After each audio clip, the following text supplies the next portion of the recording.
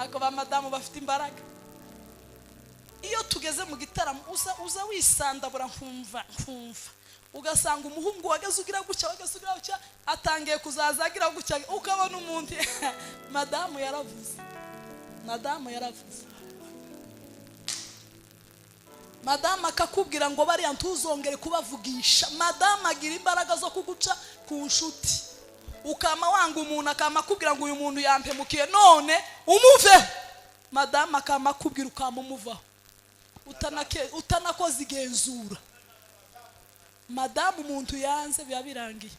Bishop yigeze kuja gusaba amazi umuturanyi, aramubwira ngo reka nze turebe reka nze nyine twumve ko tuyafata. Yaragiye kumufatiraho n'umuturanyi ngo agere mu nzu. Madamu aranga yamasambwira ngo umugore aranze, ngo madamu aranze akaba madamu